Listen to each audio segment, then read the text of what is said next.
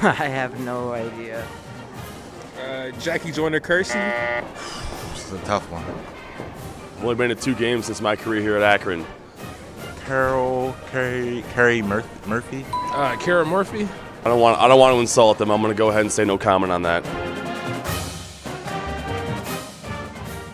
Welcome back to the Sports Report. So the beginning of our show has been a little bit disappointing. But Saturday night brought with it one more chance for the Zips fans to see a win. The men's basketball team played at home against the Hiram Terriers. Zips had a pretty good turnout for their home opener, not surprising considering their red-hot start to the season. The guys are certainly looking good this year, fresh off a win at Mississippi State.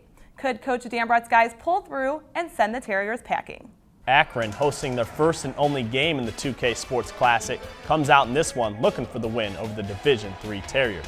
The Zips were on a pregame for their MAC Championship tournament win last year. Into the action, new game, new season, as Quincy Diggs is nice with the jumper. QD's shooting 67% on the year. Hiram refused to go away, hitting 7 first-half 3 balls. The Terriers playing with nothing to lose, hanging in the game. But Brian Walsh gets the strip here, dishes it to Chauncey Gilliam, and he'll give it up to Nick Centenovich, who does the rest. Akron leads 20-15. And the Zips, who would go on a big run as Demetrius Treadwell picks Hiram's Andrew Wigan, as Centenovich is the beneficiary once again. Zeke Marshall would continue the dunk fest as Akron takes a commanding 22-point halftime lead. Diggs kept it rolling in the second half. Man, has he looked good in this young season, as Alex Abreu led all scorers with 16 points. Akron coasts to the 95-65 victory. Keith Dambrot spoke after the game. Let's see what he had to say.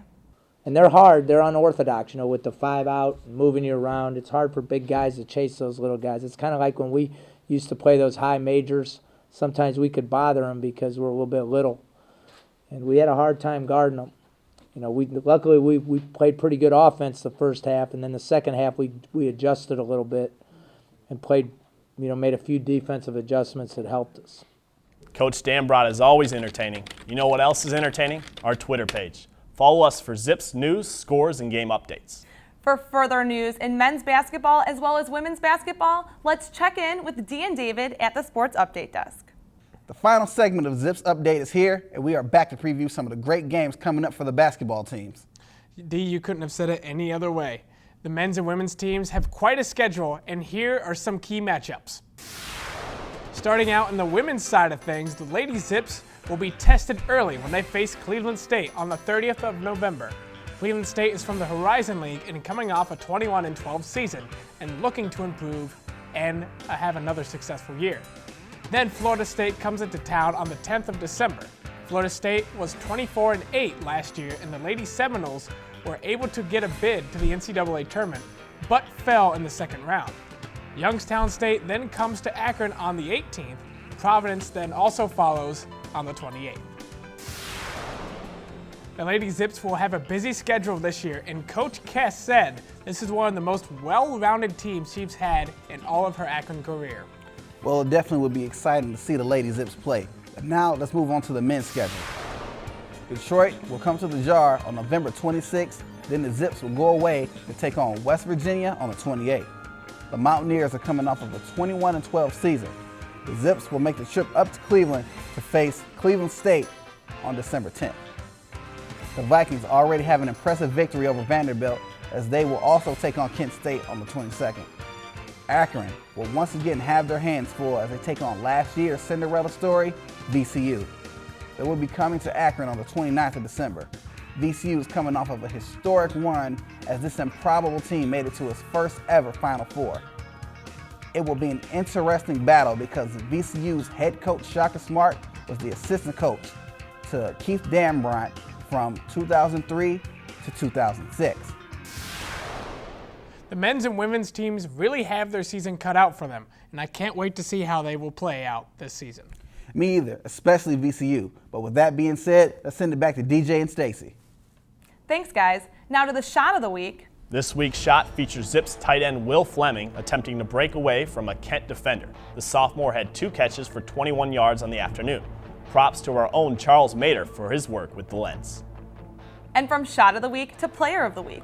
This week's Player of the Week is in his junior year at Akron and was named MAC East Player of the Week just a week ago. Could we be talking about Quincy Diggs? You guessed it, the 6'6" forward out of Wichita, Kansas had a career-high 19 points against Mississippi State while posting 4 boards and 1 assist.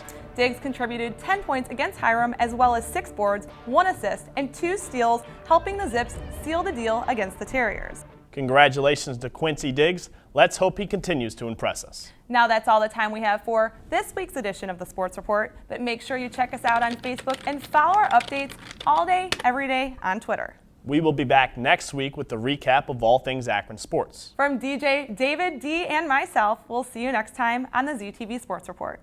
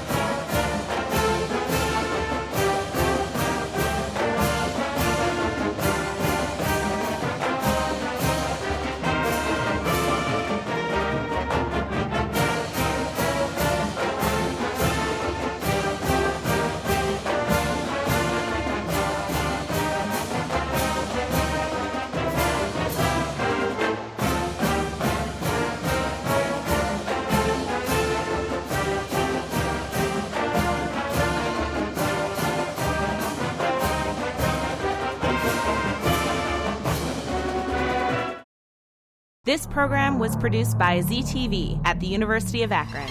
To find out how you can make Emmy-winning media, visit the UA School of Communication online.